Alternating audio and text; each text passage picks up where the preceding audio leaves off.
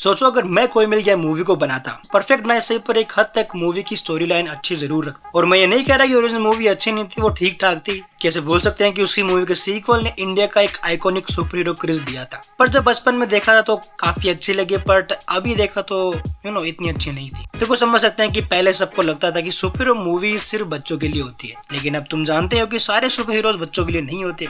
क्यों मिलेंडर? तो मूवी की शुरुआत में कुछ चेंजेस नहीं करेंगे, पर प्लॉट और विजुअल में बहुत इंप्रूवमेंट की जरूरत है। जैसे कि ओरिजिनल मूवी में एक सिंगल कंप्यूटर से टाटा स्काई की छतरी से एलियन को बुलाना बड़ा ही वाहियात टेक था। तो मूवी की शुरुआत होगी एक स्मॉल मोन्टाज से, जहां राकेश रोशन अपने कमरे में बंद काफी सारे स्क्रीन्स और बुक्स से एलियन को कांटेक्ट करने की कोशिश कर रहे होते हैं। इसी मोन्टाज में कुछ कन्वर्सेशन भी दिखाई जाएगी, जहां रेखा जी का कैरेक्टर परेशान राकेश को देखकर उन्हें सपोर्ट करेगी। कन्वर्सेशन के दौरान पता चलता है कि कांटेक्ट ना होने की प्रॉब्लम ये है कि किसी भी सिग्नल की फ्रीक्वेंसी इतनी इंटेंस नहीं है कि वो स्पेस में ट्रेवल कर सके, और लाखों कोशिशों के बाद भी वो परफेक्ट फ्रीक्वेंसी और इंटेंसिटी नहीं मिल रही है। इस कन्वर्सेशन के बाद एक सुबह का सीन आता है, जहां रेखा जी एक बुक सेलर से किताबें खरीद रही होती है और बुक सेलर से मोल भाव कर रही होती है। इस शोर शराबे से राकेश रोशन, जो रात को रिसर्च की वजह से टेबल पर ही सो गए थे, वो उठकर आते हैं और उन्हें कन्वर्सेशन को ज्वाइन करते हैं। वहाँ राकेश को बुक सेलर वाले के पास एक बुक दिखाई देती है, जिसके ऊपर हिंदू रिलीजियस वर्ड ओम बना होता है। राकेश क्यूरियोसिटी में उसको उठाता है और पढ़ने लगता है और सरप्राइज हो जाता है। बुक को लेकर जल्दबाजी में अंदर चला जाता है। फिर एक छोटा सा मोन्टाज हो आता है, जहाँ राकेश उसी बुक और अपने रिसर्च को यूज कर एक नई परफेक्ट फ्रीक्वेंसी का सिग्नल बना ले। जब उस सिग्नल को बनाने में सक्सेसफुल होता है तो वो ओरिजिनल मूवी की तरह चिल्लाता है, I did it Sonia, I did it. Rekha ji भाग कर आती है और राकेश बहुत ही एक्साइटेड होता है और पागलों की तरह बिहेव करता है,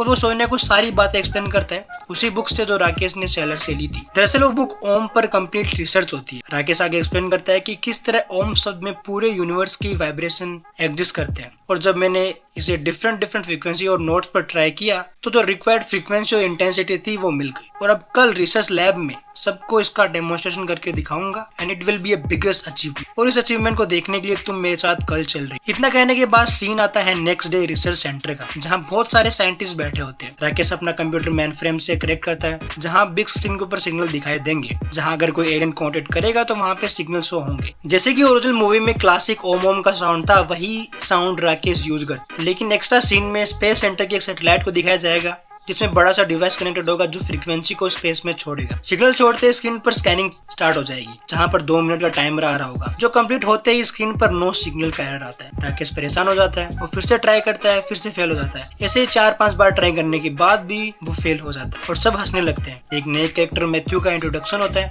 जो ओरिजिनल मूवी में नहीं था पर यहाँ पे होगा, और वो राकेश का एक राइवल होता है और उसे जलता है, और वो भी राकेश का मजाक उड़ाता है। काफी कोशिश के बाद जब कुछ रिजल्ट नहीं निकलते हैं तो सब साइंटिस्ट वहाँ से चले जाते हैं और रूम में बस राकेश और रेखा जी रहता है। राकेश सोनिया से कहता है कि सब खत्म हो, कुछ नहीं बचा। सोनिया कहती है कि चलो घर चलते हैं, अगली बार फिर से ट्राई करेंगे और मुझे तुम पर पूरा भरोसा है कि तुम कर लोगे। राकेश एक बार फिर से ट्राई करने की कोशिश करता है, बट उसके हाथ कांप रहे होते हैं क्योंकि इतनी कोशिश के बाद भी कुछ रिजल्ट नहीं आया। तो फिर से सिग्नल छोड़ता है और कुछ देर तक कुछ ना होने पर राकेश की आंखों में आंसू आ जाते हैं, पर सोनिया उन्हें संभाल लेती है। और इसी इमोशनल सीन के बाद राकेश और रेखा जी निकल जाते हैं, लेकिन कुछ देर तक सिग्नल वाली स्क्रीन फ्रेम में दिखती है, तो सिग्नल सेंड कर रही होती है और टाइम कंप्लीट होने वाला ही होता है कि पता चलता है कि सिग्नल मिल गया, और फिर एक ब्लैक स्क्रीन आती है। तो कहानी में एक ट्विस्ट आता है जब एक हफ्ते बाद का सीन दिखाया जाता है, रात के समय, और राकेश और रेखा अपनी गाड़ी से घर लौट रहे होते। इतने सारे फेलियर के बाद राकेश और रेखा कुछ टाइम के लिए कनाडा से कसोल चले गए थे, जहाँ उनका पुराना घर था। वहाँ से वेकेशन लेकर वहाँ घर वापस आ रहे हैं, लेकिन राकेश अभी भी कुछ परेशान लग रहा है। रेखा उन्हें देखती है और कहती है कि तुम अभी भी परेशान हो, इंडिया में भी तुम अच्छी तरीके से सो नहीं पाए,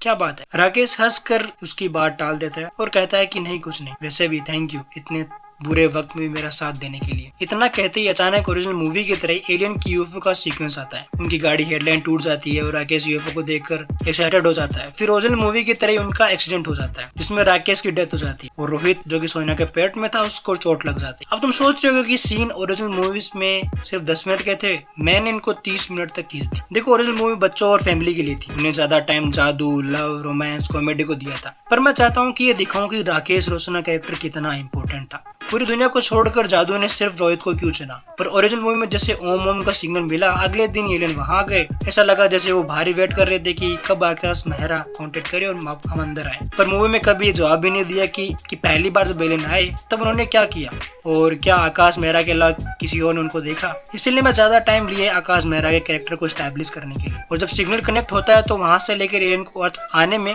उसमें 1 हफ्ते का गैप दिया। ये गैप चाहे महीनों का भी हो सकता है, वो कहानी पर डिपेंड करेगा। आगे कहानी वैसे ही टेक प्लेस करेगी जैसे ओरिजिनल मूवी में थी, जहाँ सोनिया रोहित को लेकर कसौल आ जाती है क्योंकि उनका ओरिजिनल घर वहीं था। रोहित उसी प्रॉब्लम से डील करेगा जैसे ओरिजिनल मूवी में की थी। पर मेरी कहानी में गाने और स्टूपिड सीन्स नहीं होंगे, बल्कि ये कहानी दो कैरेक्टर पर फोकस करेगी, रोहित और जादू। और मैं चाहता हूँ कि मेरी कहानी में जादू का कैरेक्टर एक डस्टबिन जैसा ना दिखकर बल्कि एक प्रॉपर कैरेक्टर जैसा दिखाई दे। जिसमें मैंने जादू के कैरेक्टर डिजाइन में कुछ चेंजेस किए, जहाँ जादू एक नीला डस्टबिन ना होकर बल्कि एक ह्यूमन की तरह दिखाई देगा, नॉट कम्प्लीटली बट क्लोज। उसका कलर भी हम नीला नहीं रखेंगे और उसके सर पर एक लैंप की तरह होगा। उसका सर एक नॉर्मल ह्यूमन की तरह नहीं बल्कि एक लैंप की तरह होगा, जिसके ऊपर वो एक टोपी पहनेगा। तो बैक टू द स्टोरी, जहाँ रोहित को इंट्रोड्यूस करेंगे, उसे कनेक्ट करवाएंगे, उसका क्लास में फेल होना, उसकी मदर का रिक्वेस्ट करके उसको नेक्स्ट क्लास में प्रमोट करवाना। पर कुछ चेंजेस होंगे जिसमें रोहित के दोस्तों के अलावा पूरी स्कूल उसको बुली करेगी, जो ओरिजिनल मूवी में था, बट यहाँ पे थोड़ा और डिप्रेसिंग वे में होगा। फिर ओरिजिनल मूवी की तरह निशा आएगी, कुछ स्टेप हम सेम रखेंगे ताकि मूवी की कहानी थोड़ी लाइट रहे। पर निशा की पार्टी का सीन आएगा जहाँ पे रोहित अंदर घुसेगा, वहाँ राज जो उसको ओरिजिनल मूवी में बुली करता है, वो यहाँ उसको निशा से इंट्रोड्यूस करवाएगा और उसका मजाक उड़ाएगा, ये कहकर कि रोहित पागल है, और उस पर सब हंसेंगे और निशा भी हंसेगी क्योंकि अर्लियर इस मूवी के अंदर सिनेमा हॉल जाने के लिए उसने उसको बेवकूफ बनाया। रोहित ये सब सुनकर रोते हुए घर चला जाता है और उसकी पार्टी की सारी बातें रोहित की मदर को पता चलती है और ओरिजिनल मूवी के तहत वो निशा को कन्फ्रंट करने जाती है। उससे रोहित की कंडीशन के बारे में बताती है और निशा को रियलाइज होता है कि उसने कितनी बड़ी गलती की थी। देन निशा उसको साइकिल गिफ्ट करती है, उसे सॉरी बोलती है, उसे माफी मांगती है और वहाँ से वो दोनों दोस्त बन जाते हैं। फिर निशा रोहित को अपने साथ क्लब लाने के लिए कहती है ताकि वो अपनी गलती को सुधार सके, पर राज उससे वहाँ भी बुली करता है और रोहित फिर से रोते हुए क्लब के बाहर आ जाता है। पर मेरी कहानी में यहाँ पे गाने नहीं आएंगे, बल्कि जब निशा रोहित को ढूंढते हुए क्लब के बाहर जाती है, तब रोहित बेंच पर बैठा हुआ रो रहा होता है। निशा उससे राज की गलती की माफी मांगती है। निशा समझाती है कि मुझे भी स्कूल में बहुत लोग बुली करते थे क्योंकि मैं अच्छी नहीं दिखती थी, पर यही सबसे अच्छी बात है, हम सबसे अलग है, हम स्पेशल है और भगवान जिन बच्चों को सबसे ज्यादा प्यार करता है उन्हें सबसे डिफरेंट और स्पेशल बनाता है। ये कहकर निशा